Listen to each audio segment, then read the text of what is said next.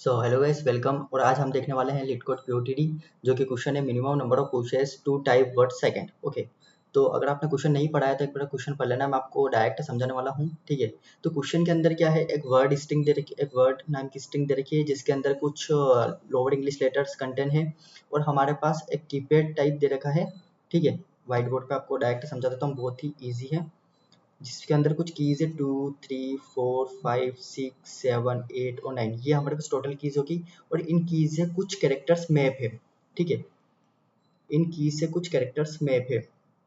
मान लो कि इससे 2 से ए बी सी है, इससे ई एफ जी है, इससे एच है, इससे आई है, इससे जे है, के एल एम, इस तरीके से, ठीक है। कुछ कैरेक्टर्स मैप है। तो हमें क्या बताना है इसमें, हमें मिनिमम नंबर ऑफ पुशेस बताना है किसी वर्ड को टाइप करने के लिए। मतलब जैसे कि इसने बता रखा है, मैं एक बार फिर भी आपको बता देता हूँ कि हमारे पास distinct collection of lower English letters है, ठीक है। एग्जांपल जैसे कि 2 की है तो 2 से जो ए बी सी मैप्ड है, तो अगर हमें ए को प्रिंट करना है, ए को पुश करना है, तो 1 टाइम टाइप करेंगे तो ए प्रिंट होगा, क्योंकि यहाँ पर ए फर्स्ट पोजीशन पर है। बी को 2 टाइम्स करेंगे तो बी प्रिंट होगा, सी को 2 टाइम्स प्रिंट करेंगे तो सी प्रिंट होगा। और हाँ, क्वेश्चन ने अलाउ कर रखा है कि 2 से 9 तक डिस्टिंक्ट हमारे पास जैसे कि कीज है, तो हम उससे डिस्टिंक्ट कैरेक्टर्स को मैप कर सकते हैं। जरूरी नहीं है कि 2 जो है एबीसी से ही मैप हो, 2 जो है किसी और कैरेक्टर से भी मैप हो सकता है, ठीक है। और एक और कंडीशन है कि each character must be mapped to exactly 1 key. मतलब कोई जैसे कि कोई कैरेक्टर है, दो अलग अलग की से मैप्ड नहीं हो सकता। जैसे ए अगर 2 से मैप्ड है तो ए 3 से मैप्ड नहीं होगा। दूसरी चीज, यहाँ पर हमें बता रखा है कि हमें हमारा जो गोल है, हमारा टारगेट क्या है, हमें minimum number of times to key will be pushed to type the string word. मतलब मिनिमम नंबर ऑफ टाइम्स कितना लगेगा एक वर्ड को टाइप करने में, वो हमें रिटर्न करना है, ठीक है। तो हमें इसका जो ये एक सेकंड वर्जन है। इसका जो फर्स्ट वर्जन है, अभी हमने कल ही इसको सोल्व किया था LeetCode, जिसका फर्स्ट वर्जन था। उसके अंदर क्या था, एक वर्ड था, वर्ड की साइज कितनी थी, 26 थी। मैं आपको शॉर्ट में समझा देता हूँ, अगर आपने मेरा वीडियो नहीं देखा है तो मैं आपको शॉर्ट में बता देता हूँ कि वर्ड की साइज, उसमें जो कांस्टेंट था एन जो 10⁻26 था। मतलब जो वर्ड है, जो वर्ड स्ट्रिंग है, वो डिस्टिंक्ट कैरेक्टर को स्टोर कर रहा था, ठीक है। तो ज़्यादा से ज़्यादा कितने कैरेक्टर्स को स्टोर कर सकता है, 26 कैरेक्टर्स को, ठीक है। तो हमारे पास 26 कैरेक्टर्स है, तो मतलब हमारे इसके अंदर डुप्लीकेट्स कैरेक्टर्स नहीं हो सकते।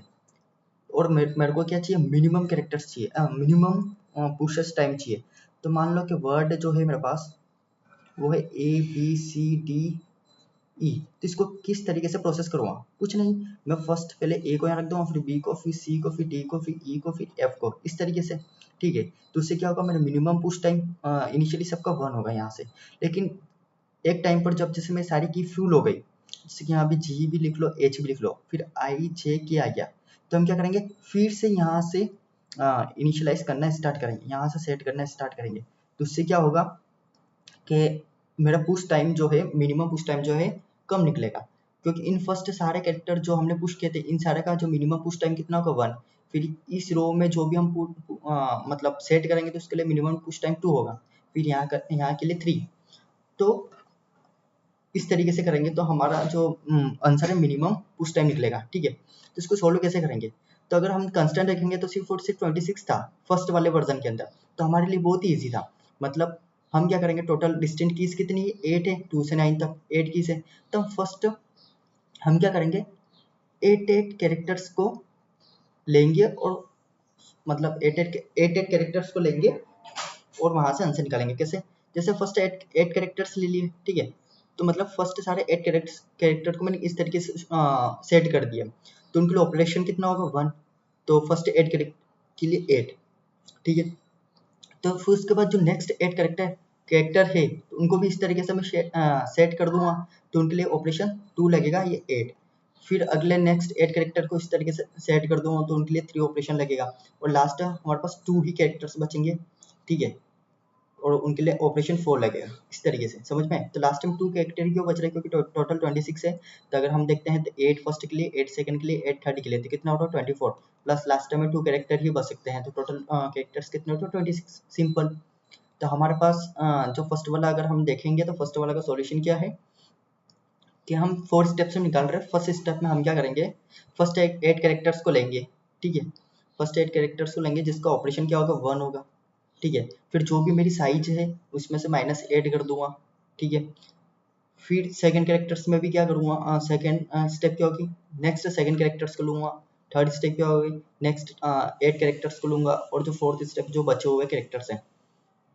तो अगर मैं एग्जाम्पल की बात करूँ, एग्जाम्पल में ये ले लेता हूँ, जो वर्ड है मान लो कि ABCDE है या फिर ABCD है, तो टोटल कितने 1 2 3 4 कैरेक्टर्स है, 4 कैरेक्टर्स है, मतलब ये 8 से कम है, तो फर्स्ट एक ऑपरेशन कितना 1 ही लगेगा, तो इस केस में मेरा आंसर हो गया 4 सॉरी, ठीक है। अब इसका जो नेक्स्ट वर्जन है उसमें इसका कंस्टेंट थोड़ा हाइट दे रखा है। कंस्टेंट क्या है, जो a है वो लेस देन इक्वल टू 10⁵ तक जा सकता है ना, मतलब जो वर्ड है वो उसके अंदर क्या है, डुप्लीकेट कैरेक्टर्स भी हो सकते हैं, डुप्लीकेट कैरेक्टर्स भी हो सकते हैं। तो हम इसको सोल्व कैसे करेंगे, तो हमें क्या है, सिर्फ और सिर्फ फ्रीक्वेंसी से मतलब है और कैरेक्टर से मतलब है, ठीक है। मैं आपको एक अच्छे एग्जांपल से समझाता हूँ। एग्जांपल कौन सा लूँ, एग्जांपल में ले लेता हूँ थर्ड, ठीक है। इसके अंदर देखेंगे तो एग्जांपल थर्ड ले लेता हूँ, ये मेरा वर्ड है AABBCCDEFFGHHIII,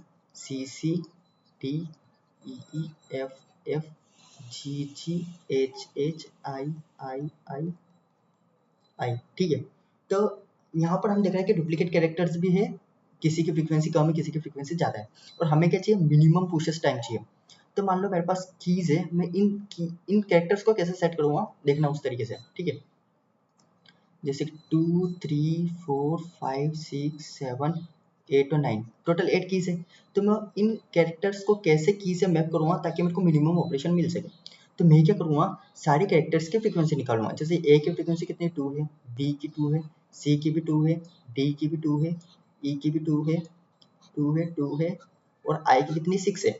तो आई की फ्रीक्वेंसी कितनी है, 6 है, तो सबसे ज़्यादा है। तो मैं सबसे पहले आई को मैप करूँगा, फिर मैं नेक्स्ट वाली की को किससे मैप करूँगा, जिससे उससे कम हो। तो मान लो कि मैंने यहाँ से फिर ए को ले लिया, फिर बी को मैप कर लिया, फिर सी को, फिर डी को, फिर ई, एफ और जी। अब बात आ रही एज की, तो हम वापस से फिर यहाँ से स्टार्ट कर देंगे एज। तो आंसर देखेंगे तो इसका आंसर क्या निकलेगा कि फर्स्ट ए कैरेक्टर है, ठीक है। तो जिसकी फ्रीक्वेंसी ज़्यादा है पहले उसको प्रोसेस करेंगे। फ्रीक्वेंसी कितनी है, 6 है, तो ऑपरेशन कितना लगेगा, सिर्फ और सिर्फ पुश टाइम 1, ठीक है, प्लस फ्रीक्वेंसी उसके बाद ए की बात हो रही है, ए की फ्रीक्वेंसी कितनी है 2 है, पुश टाइम कितना लगेगा 1 ही लगेगा। फ्रीक्वेंसी बी की कितनी 2 है, 1 ही लगेगा। सी की भी 2 है, एक ऑपरेशन ही लग रहा है। डी की भी 2 है, एक ऑपरेशन ही लग रहा है। ई की भी 2 है, तो ई की फ्रीक्वेंसी भी 2 है और एफ की फ्रीक्वेंसी भी 2 है, लेकिन एफ की फ्रीक्वेंसी भी 2 है, ठीक है। तो इसका ऑपरेशन भी 1 टाइम ही लग रहा है। लेकिन यहाँ पर जी देखेंगे, हाँ जी की फ्रीक्वेंसी भी 2 है, लेकिन यहाँ पर एज को देखेंगे तो एज को पुश टाइम 2 लग रहा है। तो एक एज को कितना टाइम लग रहा है पुश करने में, 2 टाइम्स। तो हमारे पास टोटल फ्रीक्वेंसी ऑफ कैरेक्टर्स कितनी है, एज 2 है और ऑपरेशन कितना 2 है। तो अगर मैं आंसर निकालूंगा कितना होगा, 6 प्लस 2 2 4 6 7 8 9 10 11 12 13 14 14 प्लस 4, तो 16 4 16 सॉरी 6 और 4 10 10 प्लस 14 इज 24। ये मेरा आंसर है। क्या 24 आंसर आ रहा है इसका, हाँ 24। तो हम कर क्या रहे हैं, कुछ नहीं, हम क्या कर रहे हैं, सारे स्टेप फर्स्ट हम क्या कर रहे हैं, फ्रीक्वेंसी निकाल रहे हैं ऑल कैरेक्टर्स की, और स्टेप सेकेंड हम उसको क्या कर देंगे, शॉर्ट कर देंगे डिसेंडिंग ऑर्डर में।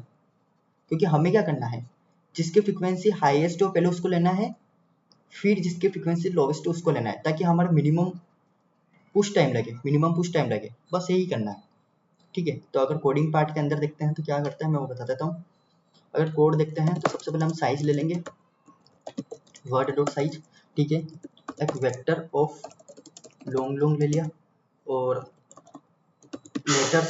लेटर्स की साइज 26 हो सकती है, फ्रीक्वेंसी 0 है, ठीक है। उसके बाद क्या करेंगे, कुछ नहीं, हम सारी फ्रीक्वेंसी निकाल देंगे।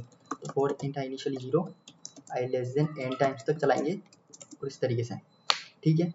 तो letters of I, word of I minus A plus, तो हमने क्या किया, यहाँ से सारे कैरेक्टर्स की फ्रीक्वेंसी निकाल ली। एक मैं आंसर वेरिएबल मेंटेन करके रखूँगा जिसमें आंसर ही करूँगा। ऑपरेशन इनिशियली क्या होगा, 1 होगा। नंबर ऑफ कैरेक्टर्स भी मेंटेन करके चलूँगा, क्योंकि एक का कीज जो है यूनिक डिस्टिंक्ट कैरेक्टर को मैप करती है। CHARACT यार इस कैरेक्टर्स जो कि इनिशियली क्या होगा 1 होगा, ठीक है। तो वाइल सॉरी हम क्या करेंगे 26 टाइम तक ट्रेवर्स कर लेंगे, ठीक है। प्लस प्लस अब क्या करेंगे, जो भी मेरा आंसर है, आंसर के अंदर जो भी मेरा ऑपरेशन है उसका मल्टीप्लाई करना है किससे, जो फ्रीक्वेंसी है, लेटर की फ्रीक्वेंसी है, ठीक है। अब यहाँ पर क्या हुआ, एक कैरेक्टर था उसकी सारी फ्रीक्वेंसी ले लिया और उस कैरेक्टर को भी ले लिया। तो अब हम मतलब मेरा एक कैरेक्टर को का काम हो चुका है, अब मैं दूसरे कैरेक्टर ये करूँगा, मतलब वो एक की से मैप हो चुका है। जैसे कि मान लो ए वाला कैरेक्टर लिया था तो टू जो ए जो है 2 से मैप हो गया, अब मैं बी को 3 से मैप करूँगा, ठीक है। और एट एनी कंडीशन, अगर किसी भी कंडीशन मतलब किसी भी टाइम हमारा कैरेक्टर जो है वो ग्रेटर देन 8 हो गया, मतलब मेरी जो डिस्टिंक्ट टोटल कीज थी वो खत्म हो चुकी है, तो वापस से मेरे को स्टार्टिंग से 2 से स्टार्ट करना है ना। तो मेरे जो कैरेक्टर है उसको मैं इनिशियलाइज 1 से कर दूंगा, जो भी ऑपरेशन उसको प्लस प्लस कर दूंगा, सिंपल। और यहाँ से क्या कर दूंगा, आंसर रिटर्न।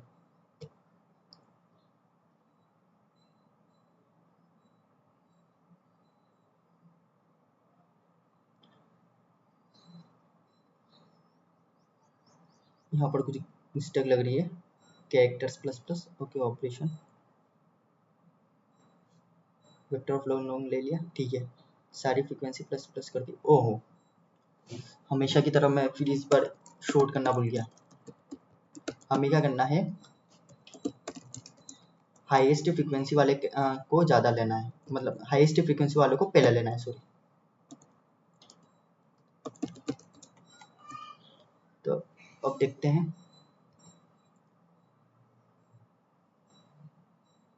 रन करके देखते हैं क्या सारे टेस्ट केसेस पास हो सकते हैं। हाँ, तो जैसे कि आप देख रहे हैं, अगर इसकी टाइम कॉम्प्लेक्सिटी की बात करूँ तो ओ ऑफ 26 बिग ऑफ 26 तो यहीं लग रही है, ठीक है, जो कि कांस्टेंट होगी। बिग ऑफ 26 टाइम कॉम्प्लेक्सिटी इधर, यहाँ पर 26 log and 26 log 26 time complexity इधर है। यहाँ पर भी हम 26 टाइम ट्रेवर्स कर रहे हैं और बस इतनी ही है। तो टोटल ओवरऑल टाइम कॉम्प्लेक्सिटी की बात करूँ तो क्या आ रही है, big of N plus big of 26 log 26 आ रही है प्लस बिग ऑफ 26। तो ओवरऑल अगर टाइम कॉम्प्लेक्सिटी की बात करें कितने आ रही है, बिग ऑफ एन और स्पेस कॉम्प्लेक्सिटी ऑफ 1 हमने कोई नहीं, ऑफ 26 तो कि जो कि हम कांस्टेंट मानेंगे, तो ऑफ 1 टाइम कॉम्प्लेक्सिटी। अगर आपको वीडियो से अगर थोड़ी बहुत भी हेल्प मिली है तो मेरे वीडियो को लाइक और सब्सक्राइब जरूर करें। Thank you.